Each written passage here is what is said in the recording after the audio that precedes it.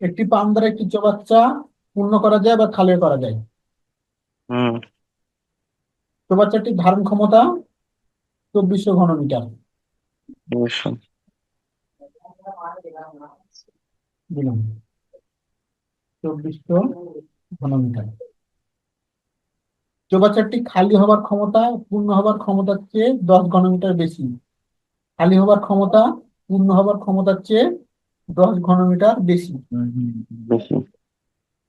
তার মানে এটা বুঝো যে খালি যখন হবে তখন সেই একটু স্পিডে হবে। হ্যাঁ, তাড়াতাড়ি হবে। হ্যাঁ, তাহলে দেখি যখন ইনপুট হচ্ছে মানে যখন পূর্ণ হচ্ছে তখন ধারণ ক্ষমতা ধরলাম হুম। X capacity. হুম। আর যখন খালি হচ্ছে মানে তখন ধারণ ক্ষমতা কত ধরবো তাহলে? X+10। বুঝলাম।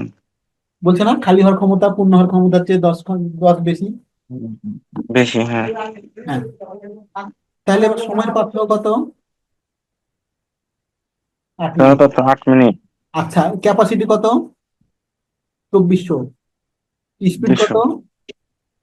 এক্স। তাহলে তো পূর্ণ হতে কত এক সময় লাগবে? পূর্ণ হতে লাগবে 2400/x।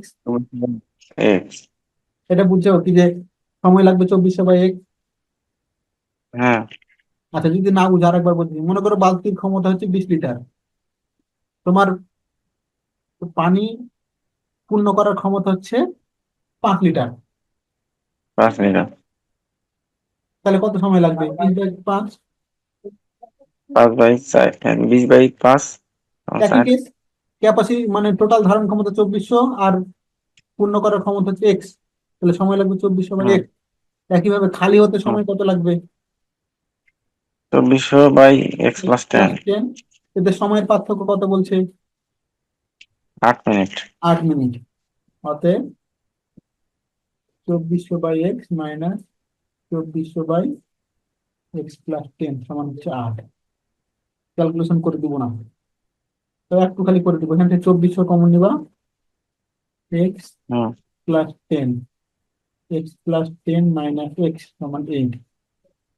এক্স এক্স কাটা, বাকিটা দেওয়া হয় হবে। ক্যালকুলেশন করে পাই যাবো এখানে এক্স এর মান 50।